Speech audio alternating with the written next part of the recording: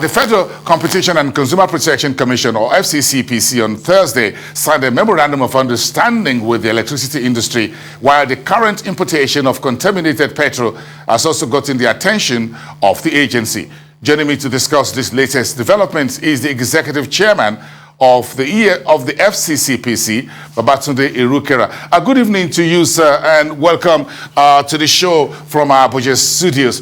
Let's get started. What were the key ingredients of the new MOU that you signed on Thursday on behalf of your agency and the power sector operators? Good evening. Thank you for inviting me. Indeed, we've had quite a collaborative relationship with the NERC for some years, but what we've done is we've expanded it, we've strengthened it, and formalized the framework of the relationship in an MOU. The key things that I think will interest consumers is information sharing, joint investigation, joint enforcement, and a standing task force for enforcing the provisions of the FCCPA and the Electricity Power Sector Act.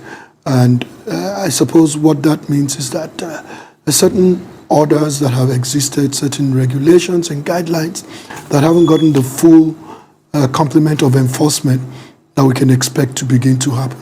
I think it's quite momentous, and it's a consequential mutual understanding between two important regulators in what frankly is perhaps the most important sector and the sector where consumers complain the most.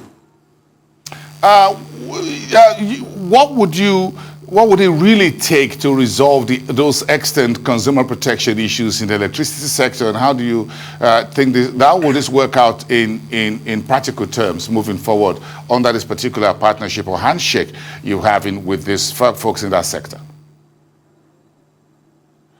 So one of the key features of the MOU is mutual engagement to develop strategies and policies. It's very clear to me that resolving complaints will not fix the problem in the power sector. We're resolving more complaints than ever before, and we're receiving more complaints than ever before. That's good and bad. It's good in the sense that people complaining more is an indication of or a demonstration of confidence in the regulatory process to address their dissatisfaction. But it's bad in the sense that it's still an indication of structural problems. And I think that to ultimately fix that sector would require some structural modification. Hopefully one of the things that can come out of this MOU is mutual engagement to even think through and develop what those modifications should be, and jointly pursuing them at policy level. Who's going to be doing that? When you have an MOU, you've got to make it work. Where does your work start and stop, and those who are regulators in the industry, for example, the NRC, maybe the Ministry of Water, will have to step in on behalf of consumers, by the way? Well, that's a good question. The one thing that's pretty clear to me from the engagement in negotiating the MOU and the execution yesterday is that on both sides, that is within the NERC and the FCCPC, there is both the will and the desire to truly, really ensure that consumers are getting a better experience and getting value for money. So as far as that goes, I think we have that. From a standpoint of where our work stops from a policy standpoint, regulators are in part responsible for policy from an advice standpoint and sometimes from a development standpoint. But promulgation is usually at a higher level, and enforcement sometimes comes down to the regulators. So I think in there we have an opportunity to contribute to policy, and when we succeed in contributing to policy, we have an obligation to enforce.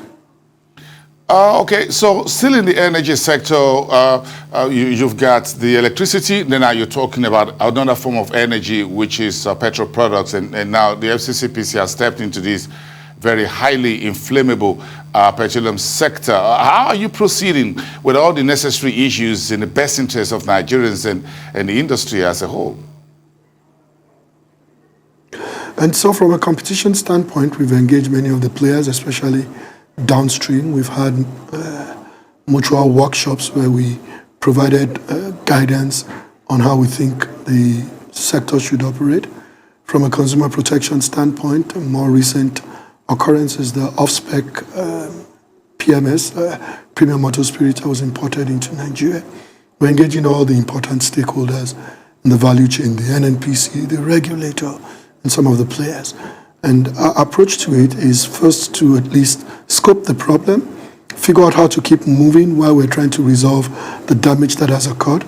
And I feel that we've made some appreciable progress across the board in that respect.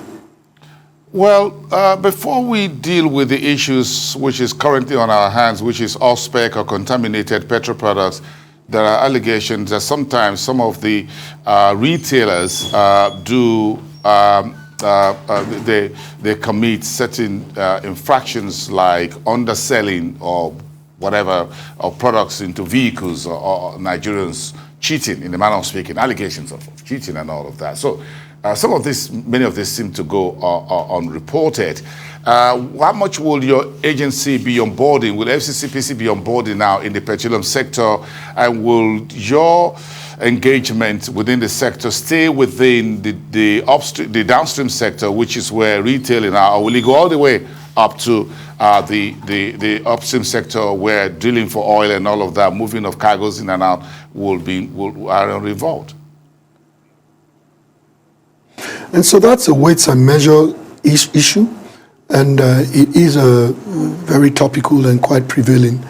And part of our work sometimes is to be a catalyst. It is catalyzing others. There are a few players in the weights and measure. There's a weights and measures office that regulates weights and measures across the board, which is in the Federal Ministry of Industry, Trade and Investment. There is also weights and measures within the Standards Organization, who is the custodian for metrology. And then there's weights and measures enforcement within what was the DPR and now the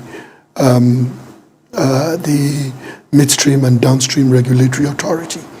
And so with all these pieces of weights and measure in different places, our role is to coordinate this and ensure that everybody is staying true to the requirements to enforce. And so those conversations have started, and just developing the appropriate standards and appropriate mechanisms for doing spot tests is one of the key things that we're considering, and the tools for doing that. Okay, so on a final note, does that bring the Shippers Council, which already had an MOU, is that a corollary to what we're going to see within the petroleum industry, because there's also shipping, vessel movement and all that involved? Absolutely, and we're very proud of the collaboration that we've accomplished by signing the Memorandum of Understanding with the Shippers Council. Shipping is one space where a myriad of consumer protection problems, even more alarming are the competition issues and what really is sufficient evidence of coordinated conduct between operators in that space. We have an investigation that's open. We're expanding that investigation. In the coming weeks, we would be engaging either bilaterally or sometimes by enforcement, some of the other shipping companies. Some of the evidence we've gathered confirm what our worst fears were. And so we have absolutely no doubt that we'll be taking strong action in the shipping industry. We thank you for coming on the show tonight. Babatunde Irukera, Executive Chairman at the Federal Competition and Consumer Protection Commission. Enjoy your weekend and see you next time.